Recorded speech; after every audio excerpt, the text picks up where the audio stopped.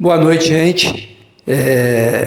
Antes de mais nada, agradecer à Sociedade de Medicina, na pessoa do Avelar, pela oportunidade de ceder o espaço para a gente estar falando um pouquinho da reforma tributária. Eu vou pedir licença, vou ficar aqui embaixo, que eu acho que fica melhor do que a gente ficar aqui em cima. Hoje eu estou com duas missões praticamente impossíveis, mas eu vou tentar fazer. A primeira é tentar falar da reforma tributária, mais de 550 artigos em 30 minutos. Então, 20 a 30 minutos é muito pouco tempo, mas assim, é verdade, para poder dar uma passada, uma pincelada, para começar a surgir dúvidas para vocês, para a gente poder tirar e fazer os planejamentos. A outra é tentar falar para vocês que não vai ter aumento de imposto. Essa acho que é mais difícil ainda. Tá, gente? Então, nós vamos começar aí. Meu nome é Guilherme, a gente já tem um escritório aí na cidade há mais de 55 anos, era do meu pai, eu assumi lá depois, hoje já tem a Aline que está comigo, meus filhos também começando, e a gente trabalha muito nessa área de saúde, por isso que surgiu essa parceria aí com o Homero, com o Evandro, para a gente poder tentar prestar para vocês um serviço mais ligado à área de saúde. Tá bom? Então vamos lá. Primeiro, gente, é o objetivo da reforma. O objetivo da reforma, ela vem falando que é o crescimento econômico sustentável gerado no emprego e renda, sistema tributário mais justo e reduzido desigualdades, redução na complexidade e assegurando transparência fiscal. Isso, na verdade, é a promessa que vem fazendo a reforma, o porquê ela foi criada, né? O crescimento econômico sustentável, todo mundo espera que isso aconteça, o governo espera que se gere mais emprego nas empresas, mantendo o dinheiro dentro das empresas, isso é uma das expectativas dele. O sistema mais tributário e justo, com a reforma, a ideia é que com a reforma, a ideia é que os estados e municípios não tenham mais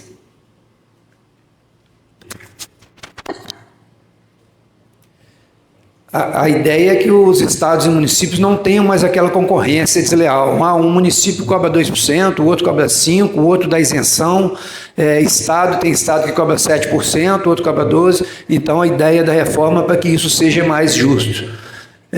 Reduzir a complexidade assegurando a transparência fiscal.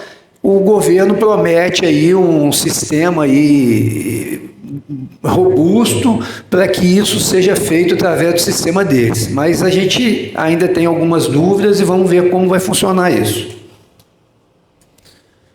Qual que é a principal mudança da reforma? A principal da reforma é o IVA, né? O que significa o IVA? Seria um imposto agregado, imposto de valor agregado, que ele vai substituir, vai ser o CBS e o IBS, que ele vai estar substituindo alguns impostos, que são o ISS, ICMS, o PIS e o COFINS. O agregado, porque a ideia do imposto é que cada cadeia vá pagando a sua parte, aproveitando os créditos, e para frente não vai pagando. Então, só o que for agregando de lucratividade é que estaria pagando o imposto. E aí, o que é que realmente vai acontecer? Sai o PIS e COFINS hoje e entra a CBS. Ele vai existir também um outro imposto chamado imposto seletivo, que ele substitui em partes o IPI, porque no IPI, ainda na Zona Franca de Manaus, ainda vai continuar existindo ainda. E o ICM e o ISS serão substituídos pelo IBS. Esses impostos juntos, CBS e IBS, é que faz a outra sigla, que é o chamado IVA, né? São um monte de letrinhas e nomes novos aí para a gente começar a aprender e trocar aí na nossa cabeça aí.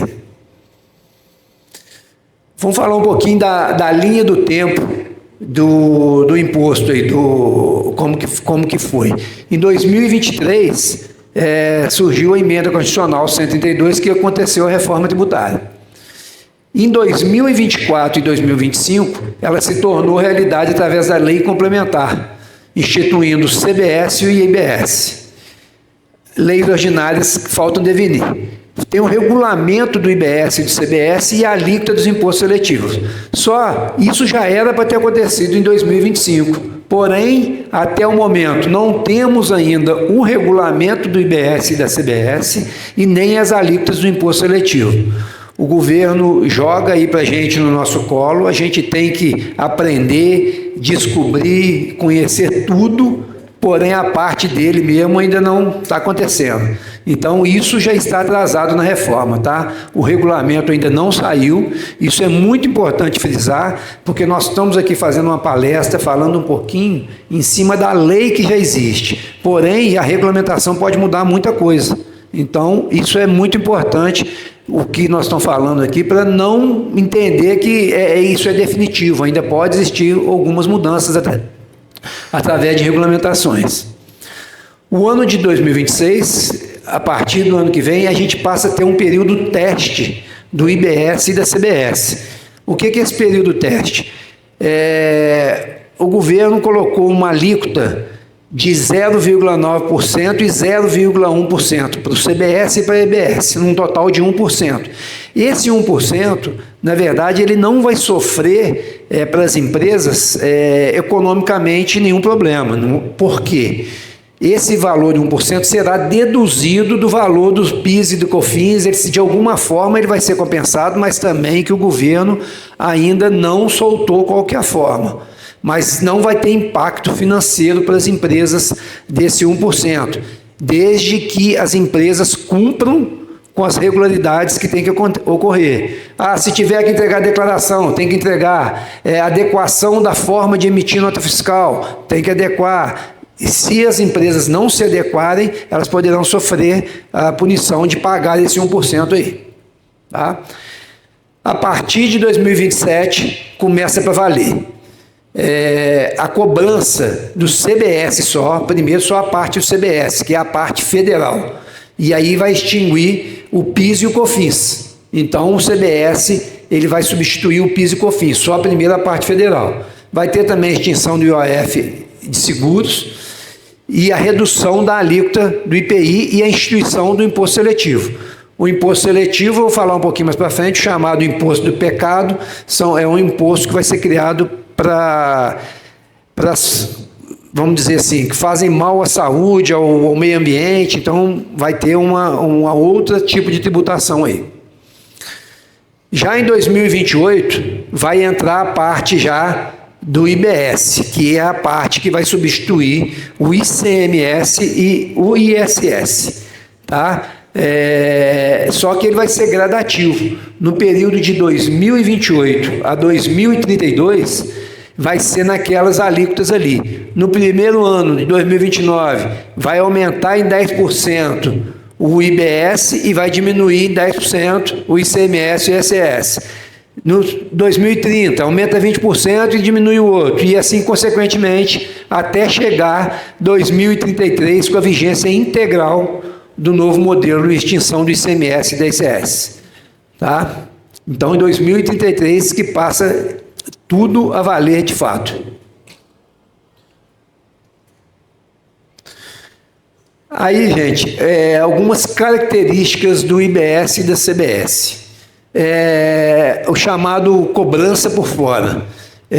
Hoje em dia, a gente quando vai botar um preço de algum produto, algum serviço, a gente inclui nesse produto ou serviço os impostos incidentes. Então, naquele exemplo lá, se a gente olhar lá no sistema atual hoje, a gente tem lá um produto de R$1.000, a gente tem um ICMS de 18% e dá um subtotal de 1.180. O PIS e COFINS, ele é cobrado em cima já desse ICMS, então ele já incide também sobre o ICMS.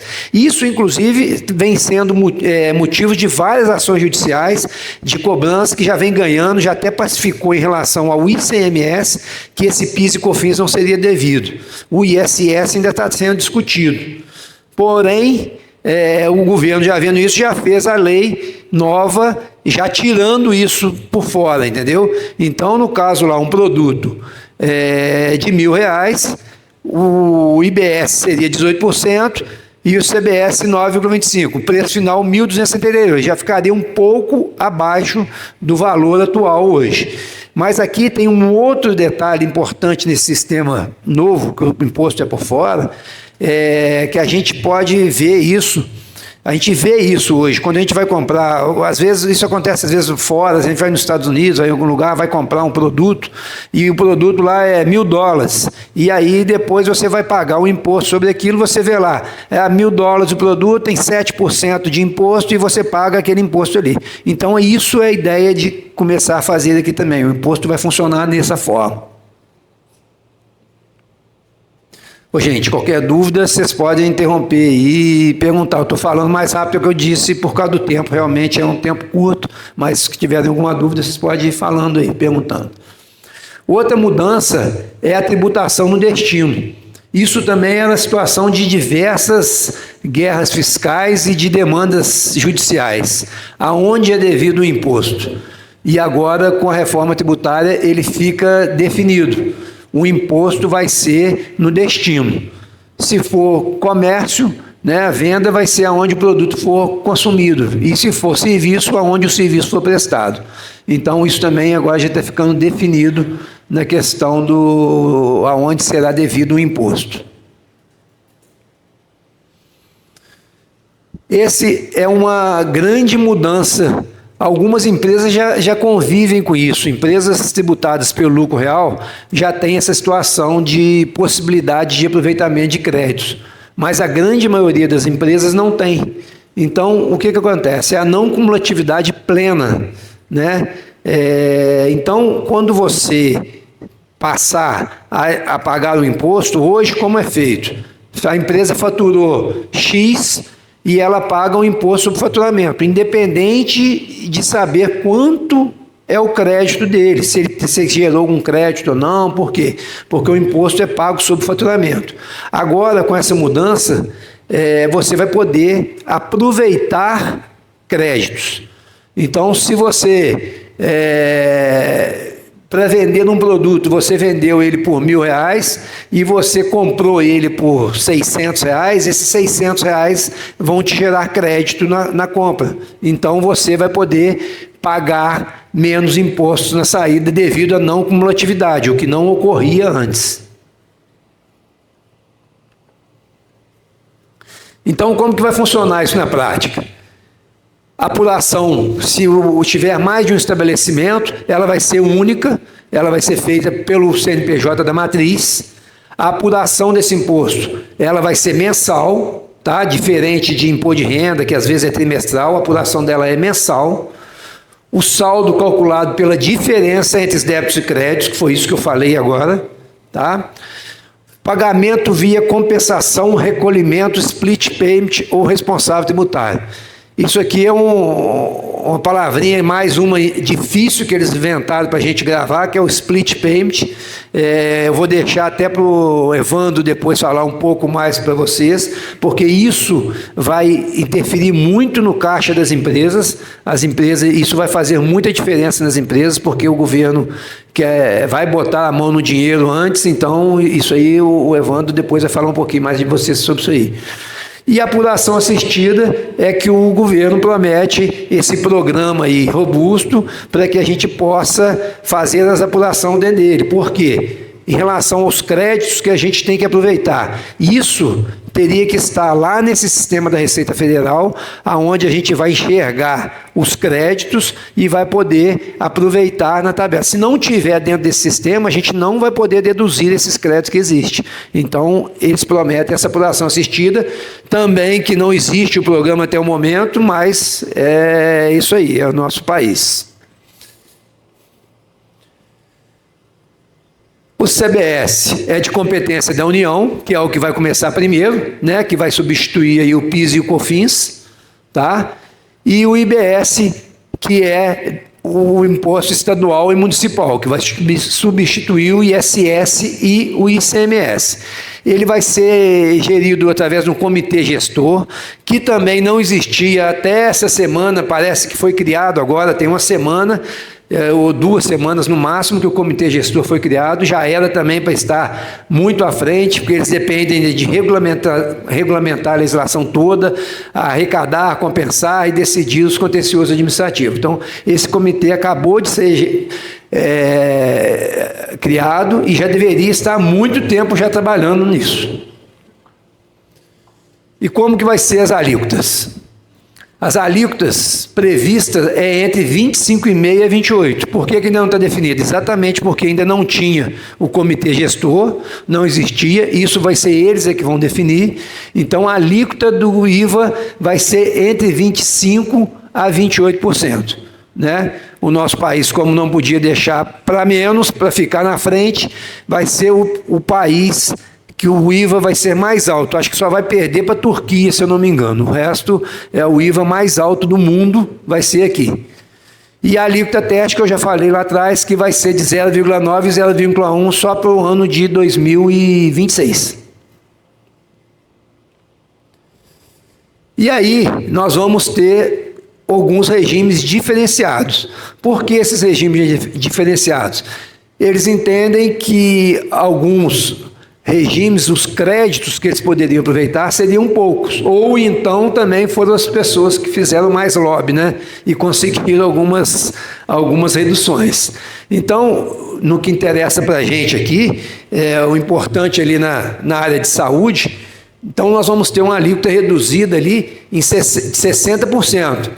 Então, se a gente estiver falando de 28%, na área de saúde, a gente vai ter uma alíquota ali em torno de 14%, ao invés dos 28%. Não, 14% não, desculpa, 12%. Tá? 11% e uns quebradinhos, 12%. E tem outras alíquotas, outras reduções a 30%, que seriam os profissionais regulamentados, que seria veterinária, engenharia, advocacia, outras que seria de 30%.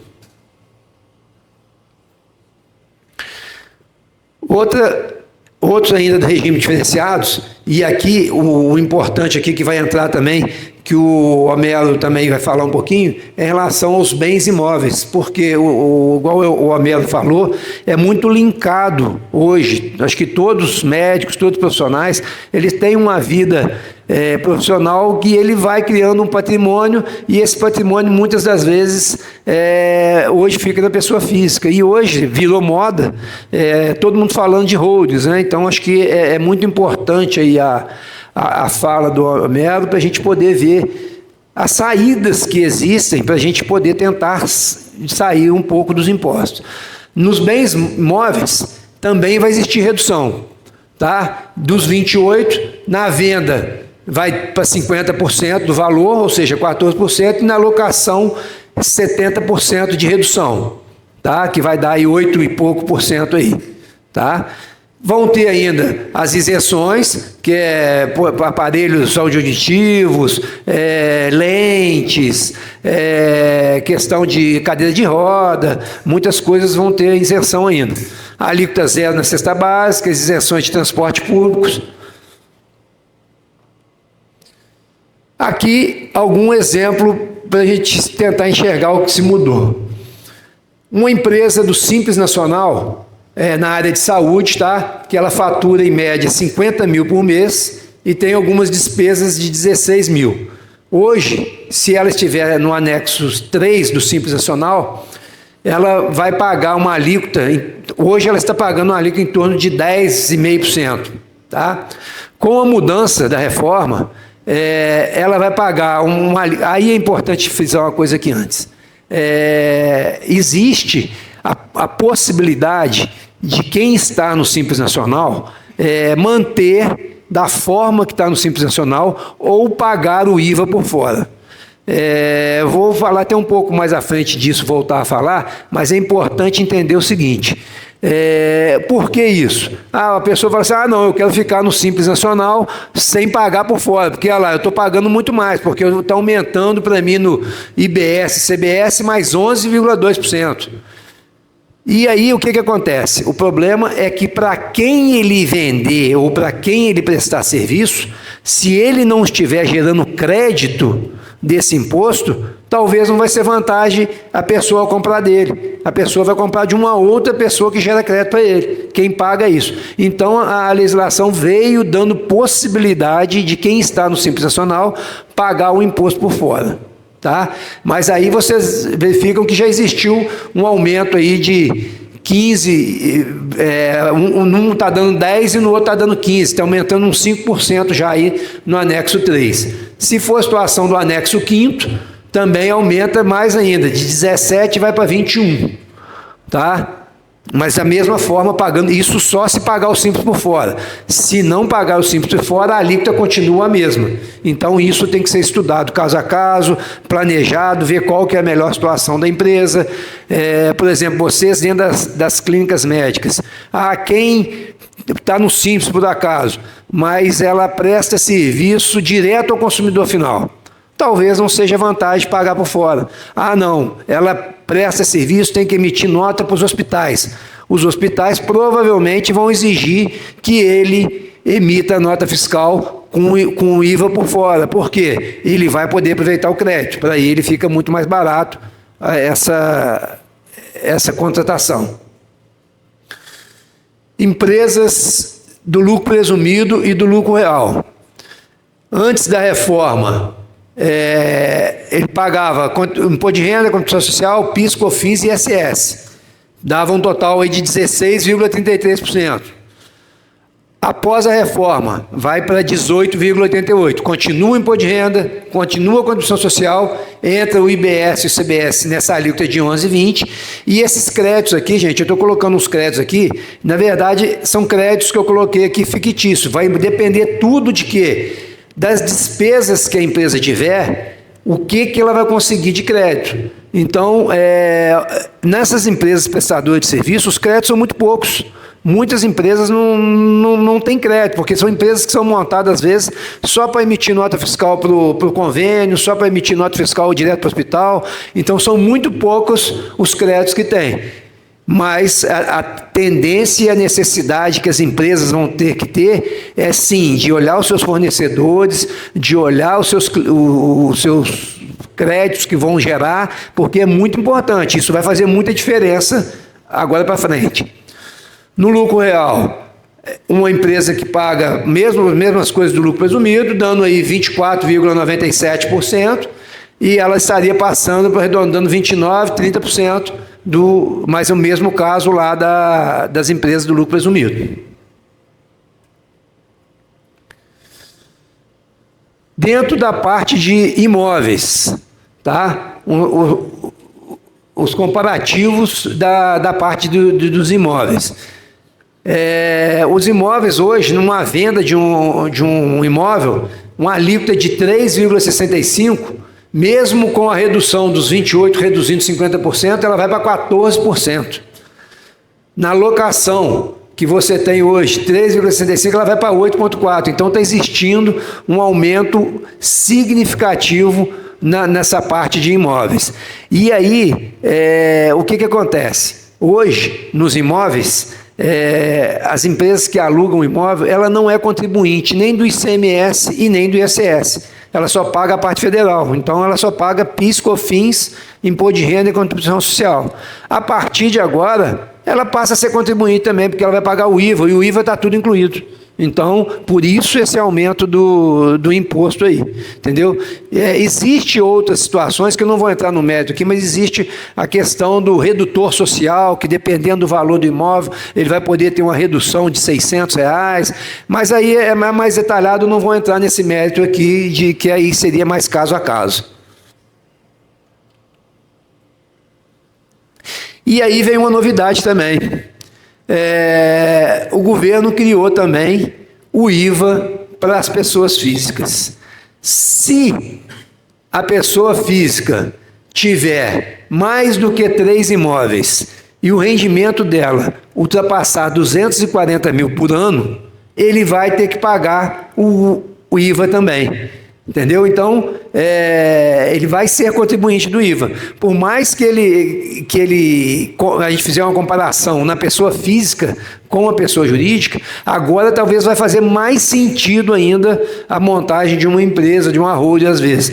Porque A pessoa que cai nesse caso aí de 240 mil e 3 imóveis, você imagina, ele continua com os 27,5 de imposto de renda e vai ter mais o 8,4 de IVA no aluguel. Então, quer dizer, o aluguel dele, ele pode ir aí quase a 40%, 30 e tantos por cento.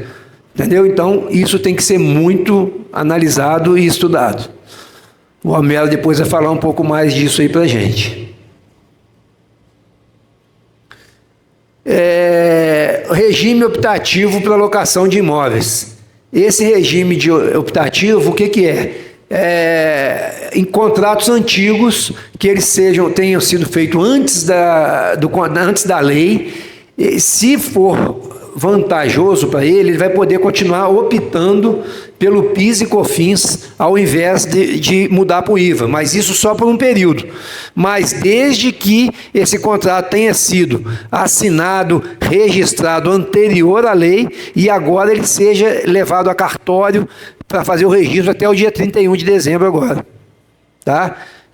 Isso também é outra coisa que tem que analisar. Em alguns casos vale a pena e outros não vale a pena. Se o contrato for muito curto, não vale a pena nesse caso.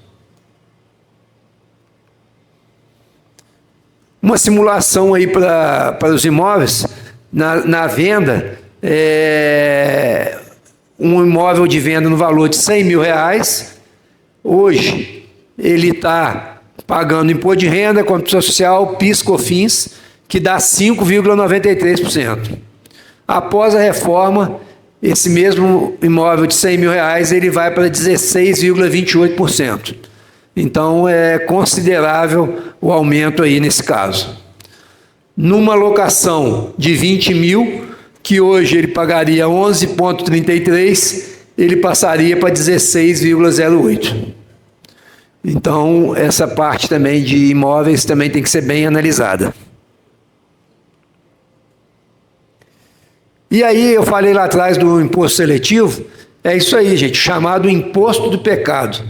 Com certeza, nós vamos pagar bem mais caro aí, quem tem os vícios do cigarro, por nossa cervejinha, alimentos processados, produtos poluentes, isso aí vai ser gerado um imposto novo, que é o imposto do pecado, e também não temos as alíquotas ainda quanto vai ser esse imposto aí.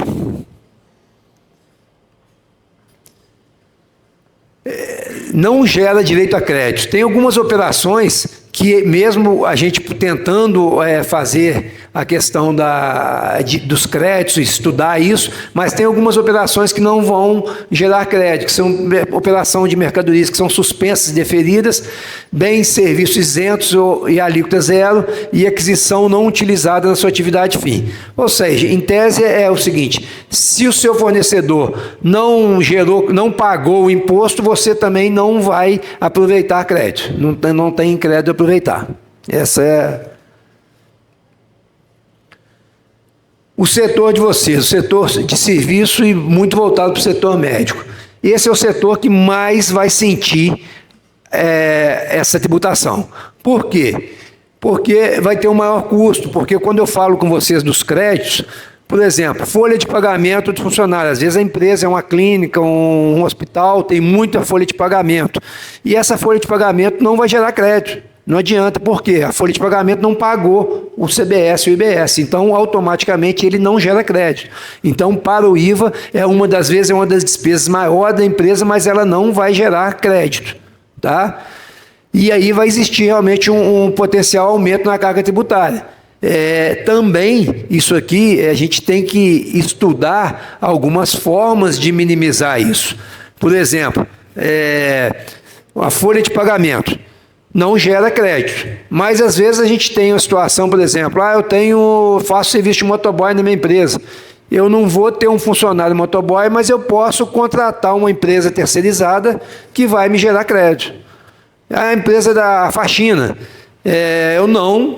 se eu contratar o funcionário, não vai gerar crédito, mas se eu contratar uma conservadora, provavelmente aquela conservadora vai me gerar crédito. Então, isso são análises que têm que ser feitas caso a caso.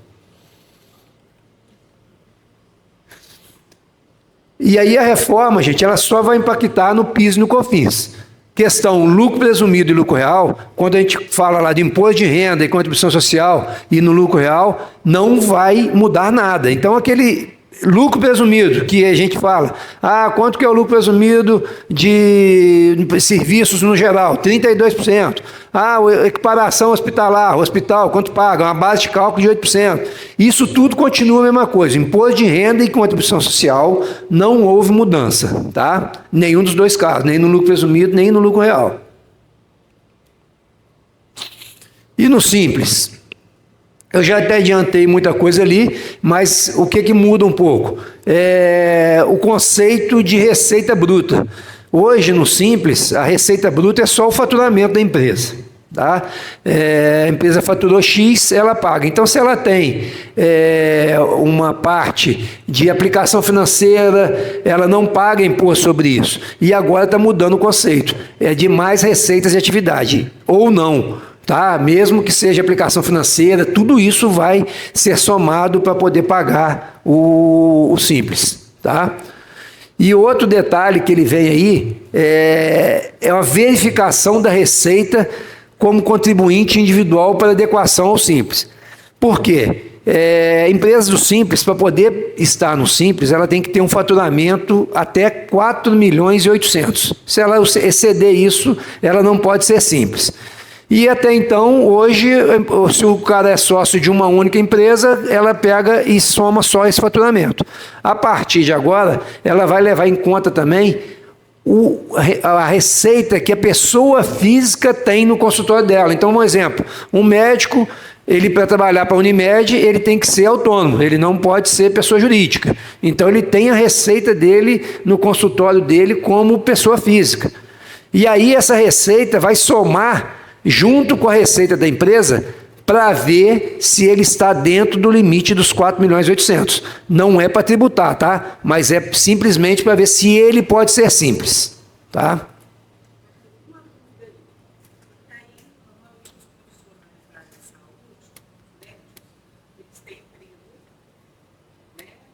Tem o quê? Emprego.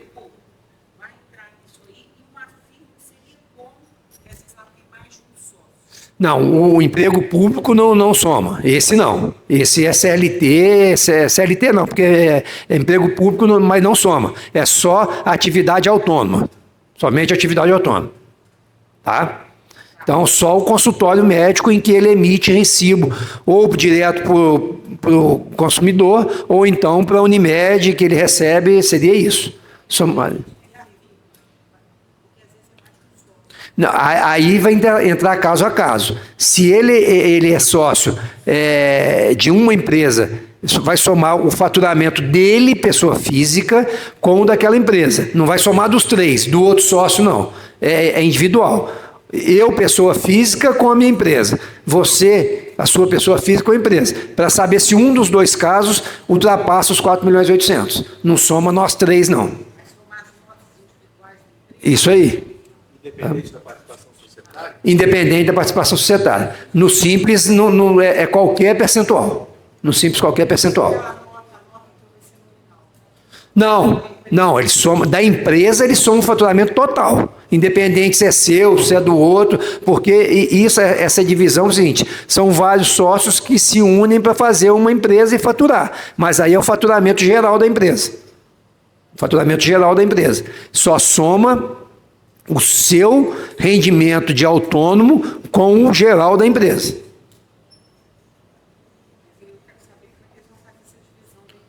Não, na empresa não tem divisão. Na empresa é o faturamento total dela. Independente de quantos sócios tiver. Se tiver 5 sócios, que o faturamento da empresa anual chegou em 2 milhões e meio. Faturamento anual da empresa, 2 milhões e meio. Não importa se esses 2 milhões e meio, 500 é seu, 500 é meu, 1 milhão é do outro, não importa isso. Vai pegar os 2 milhões e meio. Aí vai lá, você é um autônomo e você tem seu consultório. Você tem mais 500 mil de receita como autônomo. 500 mil com 2 milhões e meio é 3 milhões. Você está dentro do Simples sem problema nenhum. Não importa, mas isso não importa.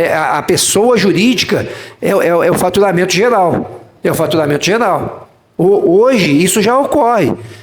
Não importa, por exemplo, hoje isso já ocorre. Se você tivesse 10 sócios que desse faturamento de 2,5 milhões, mas se um dos sócios tem uma outra empresa que tenha o faturamento X, já faz essa soma, se essas empresas estiverem no Simples. Só que agora, além das empresas, ele vai pegar também a pessoa física. A única mudança é essa que ele não fazia antes. Tá? Conseguiu entender, não? Ah, sim, entendi. Entendeu, mas não aceitou, né? Tá certo. Entendi. E aí é o que eu falei lá atrás, que o Simples ele tem por dentro da tributação do Simples e por fora da tributação do Simples. A diferença é que se ele estiver por dentro da tributação do Simples, ele não vai pôr impossibilidade da tomada de crédito, ele não aproveita crédito e ele não vai transferir crédito, foi aquilo que eu disse. Se ele contrata a empresa está contratando uma empresa que está totalmente no Simples, pagando as alíquotas só do Simples, ele não vai poder ter crédito. Agora, se ele optar por fazer a tributação por fora do Simples, ele vai gerar crédito para outras empresas e também vai poder aproveitar crédito. Então, mais uma vez, análise caso a caso para ver se é vantagem ou não pagar por dentro ou por fora. Medidas práticas a serem adotadas. É quase tudo que nós já falamos aqui, né? Mapear o fluxo operacional da empresa, atualizar os cadastros de produtos e serviços. Isso é importante por causa daquilo que eu falei de poder aproveitar os créditos ainda esse ano que vem do IVA, de não ter problema. A prefeitura, por exemplo, tem gente que emite notas direto pelo site da prefeitura e outros têm alguns seus programas próprios. Então tem que cadastrar devidamente esses serviços para que você possa aproveitar devidamente os créditos. Simular os cenários tributários, que é tudo isso, se vale mais a pena estar no Simples, se vale a pena estar no Simples por fora ou por dentro, lucro presumido, lucro real, tem que sentar e analisar caso a caso. Avaliação de preços, fluxo de caixa e competitividade, porque se você vai adquirir de um fornecedor, você vai ter que ver se o fornecedor vai te gerar crédito, se vale a pena, se não vale. Então a competitividade vai aumentar muito e o mercado é que vai ditar isso, se os valores, como que vai ser isso. Que eu estou te falando, renegociar com fornecedores, porque às vezes vocês não vão ter créditos, mas aí vai ter um outro fornecedor que tem um preço melhor, ele não gerando crédito, então também vai ter que renegociar com os fornecedores. Avaliar a terceirização, né, que eu falei, questão de contratação de motoboy, de empresas de limpeza e assim por sequência. Atualizar sistemas e fazer teste, é isso que eu te falei, os sistemas que você já tem tem que ser atualizados com os dados certinhos, com os produtos e fazer teste para ver se está funcionando bem. Capacitar a equipe com essas mudanças vai ser muito importante, equipes de compra, está sempre analisando para ver se o melhor fornecedor é esse realmente, se está gerando crédito ou não, não vai ser simplesmente ver se é o melhor preço. Uma contabilidade sempre próxima de vocês, que é muito importante, principalmente agora com essas mudanças. Vocês vê, num período aí de praticamente 8 anos, a contabilidade vai ter que fazendo 2 apurações separadas, né? PIS e COFINS de um lado, ICMS entrando, CBS, então isso é muito importante, né? Monitorar. E ainda na análise aqui, o planejamento tributário, considerar dados do CPP. CPP é o INSS, porque a empresa que tem muito funcionário, ela paga um INSS muito alto. E quando ela está no Simples, esse INSS não paga. Então, se a empresa tem uma folha de pagamento de R$10 mil, uma empresa do Simples não tem parte nenhuma de INSS, só a parte que desconta do funcionário. Já se ela tiver no lucro presumido, ela vai pagar pelo menos mais 25% sobre essa folha. Então isso tem que ser muito bem pesado para ver se a empresa vale a pena sair do Simples ou não, por causa da parte do INSS. Quem não tem muito funcionário não tem problema, mas Quem tem que analisar isso. E aí, gente, falar da reforma um pouquinho da renda, que na verdade a gente acha que já estava ruim só com a outra, que não podia piorar, mas piorou.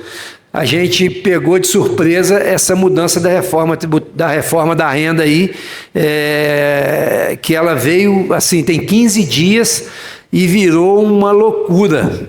Acho que para vocês todos aí também que têm empresas estão vendo, nós lá nos escritórios estamos maluco com essa questão de levantar balanço, do que vai ser feito, isso está muito problemático, a verdade é essa. O que acontece? Vamos lá. O governo, ele ampliou a faixa de isenção do imposto de renda. Então, quem ganha até R$5.000, agora não vai pagar mais imposto de renda, né?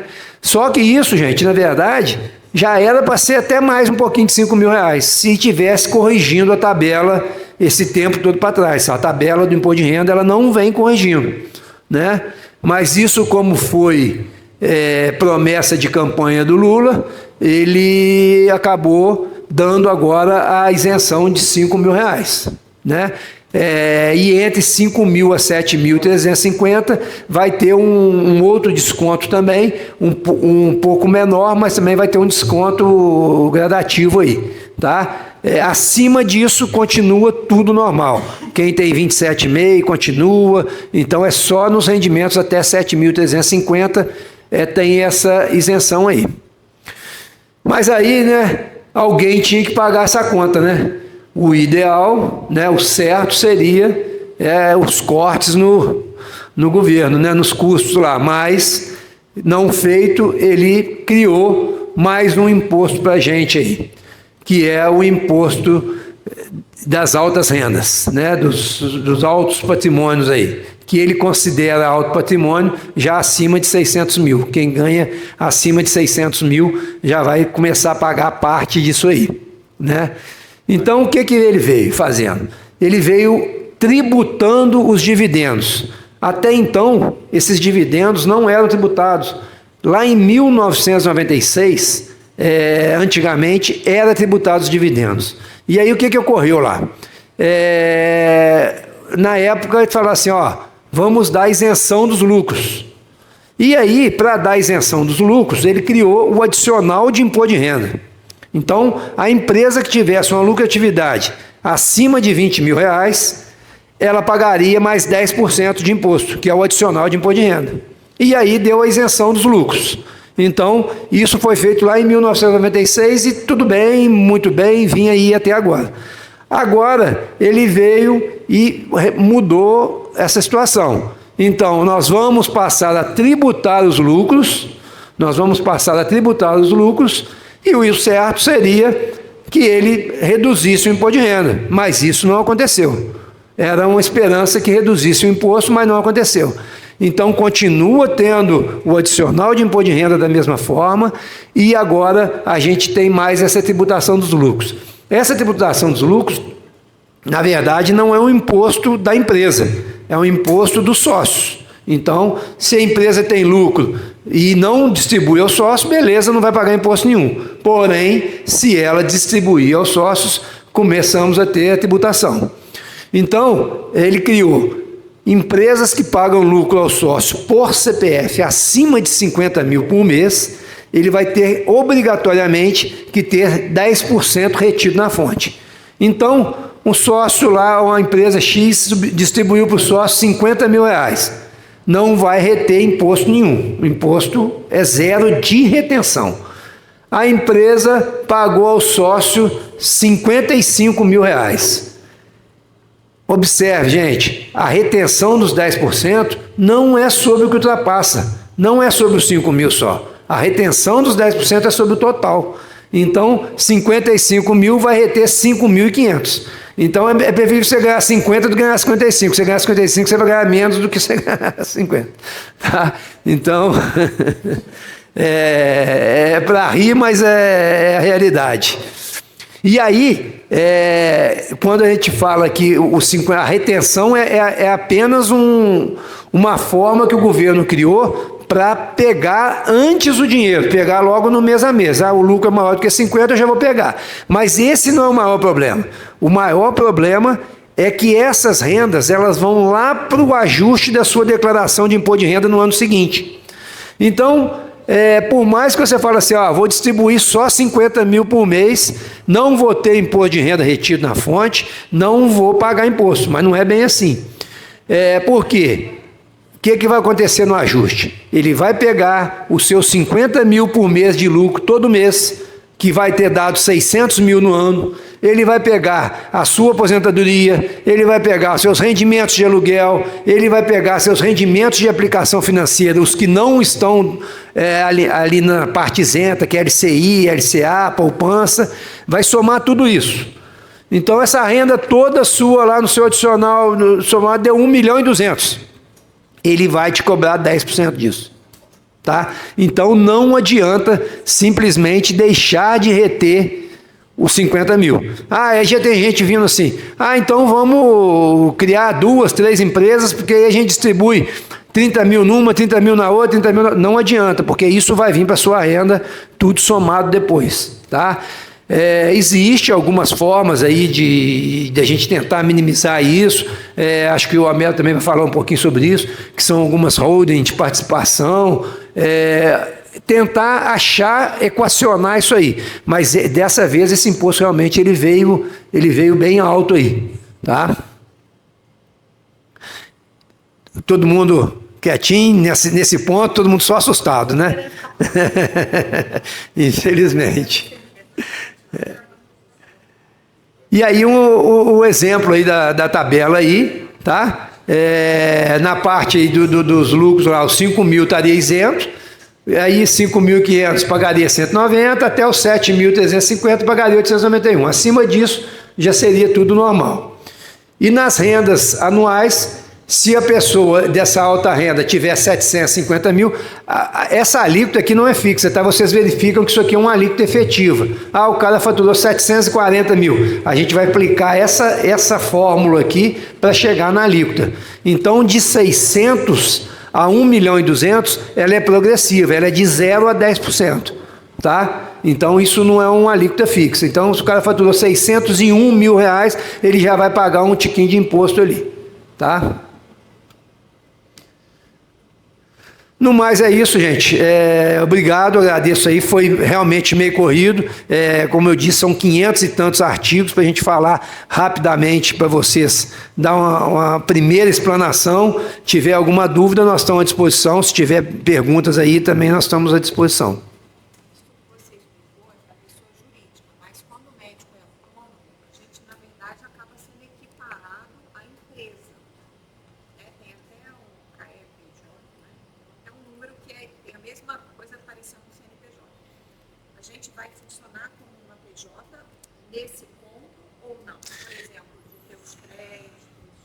Isso ainda não foi regulamentado, tá? Mas existe esse grande problema aí.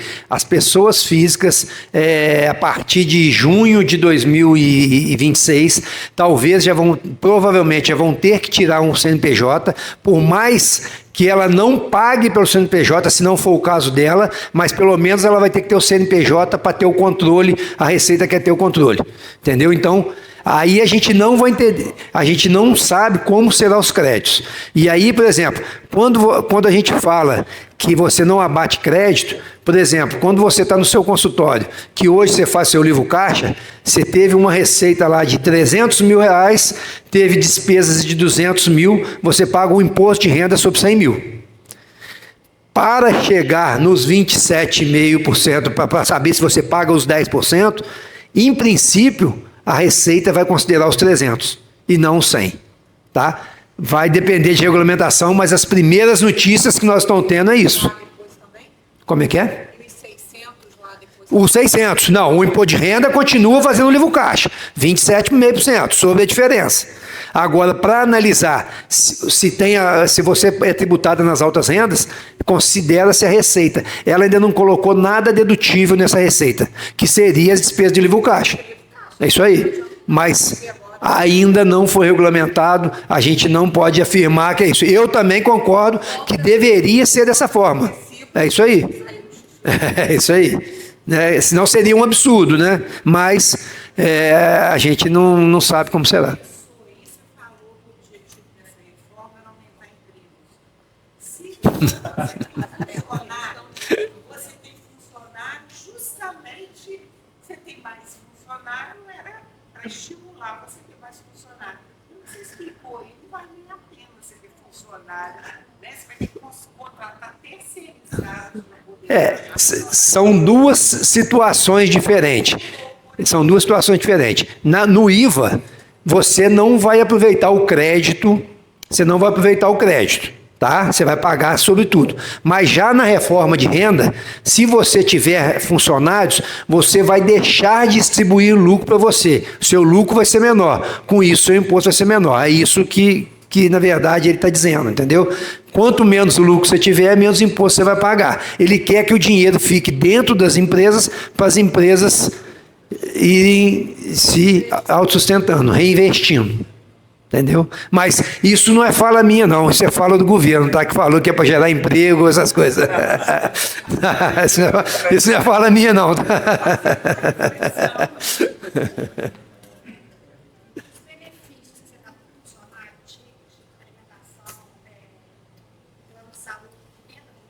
Não. No IVA, provavelmente não, porque também você não vai estar pagando ele. É o que eu falei, desde que pague-se o IVA, você vai poder aproveitar. Se o seu fornecedor estiver pagando, você vai gerar crédito.